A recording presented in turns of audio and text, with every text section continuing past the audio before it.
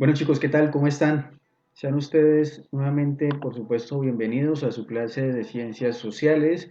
Hoy vamos a continuar con el derecho a aprendizaje número 4, el cual nos invita a analizar los cambios sociales, políticos, económicos y culturales en Colombia en el siglo XX y su impacto en la vida de los habitantes del país. Por supuesto que vamos a continuar trabajando con el propósito número 1, el que nos invita a explicar los cambios del proceso de modernización en Colombia en la primera mitad del siglo XX, construcción de vías de comunicación, urbanización y desarrollo industrial. Entonces vamos a trabajar lo que es la Colombia durante la República Liberal, que básicamente abarca un periodo de tiempo entre 1930 y 1946, cuando regresa al poder el señor Mariano Espina Pérez. ¿Listo? Entonces la República Liberal arranca en el año, bueno, recordemos que estábamos hablando de la hegemonía conservadora, que pasan unos sucesos, los cuales dejan muy mal plantados, por ejemplo, la revolución, perdón, la masacre de las bananeras, por ejemplo, y entre otros casos de deficiencia económica pues, que presenta Colombia en la época de 1928 y esa época, que hace que crea un muy mal ambiente en la política colombiana, hace que el Partido Conservador pierda mucha credibilidad y aparte de eso, pues hay un contexto internacional que nos está hablando del comunismo, que está hablando como de una manera más liberal de ver el Estado y de ver la política y la sociedad. Entonces, entre esos causantes, pues vienen las elecciones de 1930 y Enrique Olaya Herrera pues gana esas elecciones. Ese gobierno de Enrique Olaya Herrera no es fácil porque tiene que aguantar ni más ni menos que la Gran Depresión de 1928 y 1929 y también, pues obviamente las consecuencias para que la economía se vuelva a parar tienen que pasar por lo menos unos 5 o 10 años. Entonces, pues prácticamente a Enrique Olaya Herrera le estalla esa papa en las manos y pues va a tener que afrontar un gobierno muy complicado. Y también, pues que en ese momento en América Latina se estaban presentando unos golpes de Estado en países como República Dominicana, Argentina, Brasil o Guatemala, y pues eso hacía que se perdiera un poco el poder de la democracia y el liberalismo en Latinoamérica. De tal manera que pues esta llegada de Enrique Olaya Herrera es un poco convulsiva. Por supuesto, ya después viene Alfonso López Pumarejo en un primer gobierno, en 1934-1938. A Pumarejo le va muy bien. A Pumarejo le va muy bien. Tiene un plan de gobierno que se llama Revolución en Marcha. Con ese plan de gobierno prácticamente empieza a ser un Estado bastante reformista, un gobierno reformista, que empieza a reformar con mucha profundidad la Constitución Política en 1886, le quita el poder a la Iglesia, de la educación, y empieza a abrir el mercado, empieza a quitarle, bueno, ya dije, el poder, también le quita la educación y le quita muchos privilegios a la Iglesia.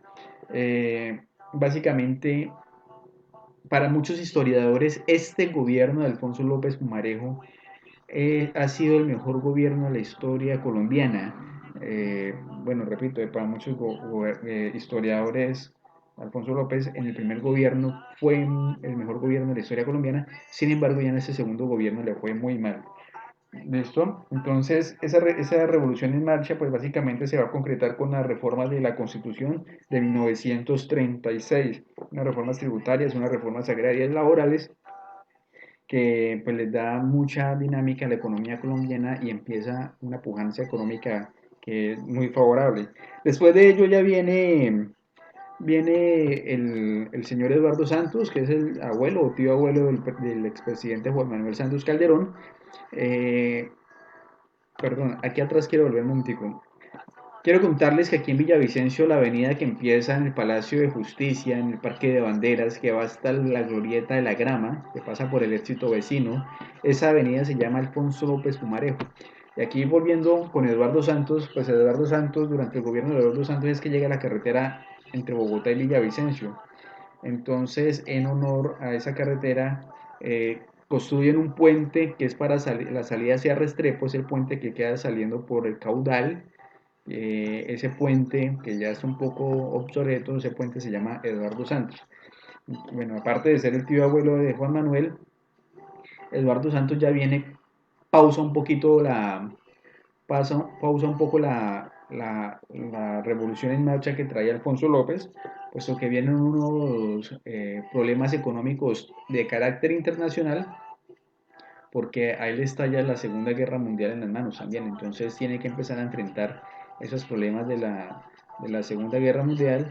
Después de Eduardo Santos regresa al poder Alfonso López Pumarejo, y Alfonso López, pues ya el hombre tiene que seguir enfrentando, ya no llega tan reformista, ya tiene una oposición muy grande por parte, sobre todo, del movimiento de Jorge Eliezer Gaitán y de los conservadores. El Partido Liberal se divide. López Pumarejo tiene que enfrentar algunas situaciones personales que lo obligan a estar alejado del gobierno, alejado del poder. Entonces, hasta que tanta presión hace que Alfonso López Pumarejo en un segundo periodo tenga que renunciar y llegue Alberto Lleras Camargo a terminar pues el gobierno de 1946.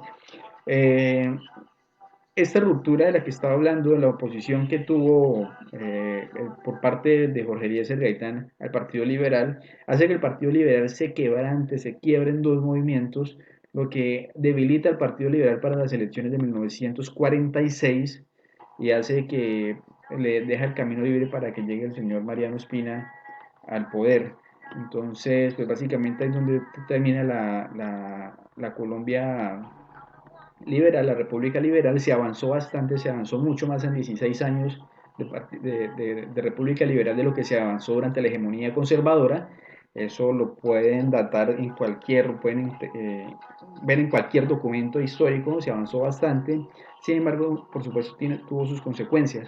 Entonces, ya después de eso viene nuevamente un gobierno conservador que va a volver a querer restaurar a Colombia como estaba, y eso va a generar unas violencias. Nuevamente se va a incrementar la violencia, donde asesinan a Jorge Eliezer Gaitán, y por supuesto viene un nuevo brote de violencia severo como el de la violencia, o específicamente el brote de la violencia y el Bogotazo, que son etapas del conflicto armado, bueno, del conflicto colombiano. ¿Listo? Entonces vamos a la ejercitación. Después de leer el documento guía y ver los videos de motivación, desarrolle una tabla de información señalando mínimo 5 aspectos positivos y 5 negativos de cada gobierno de la República Liberal. 2. ¿Por qué cree usted que es importante evaluar los gobiernos de la República Liberal y cómo cree usted que se puede relacionar con la actualidad del país? Finalmente deberá cargar la evidencia en el enlace del documento de Google. Tengan claro, muchachos, que es que vamos a desarrollar esto directamente en el documento de Google. ¿Listo, chicos? Entonces, no siendo más, les deseo mucho éxito, espero que les vaya muy bien y ya continuamos en clase.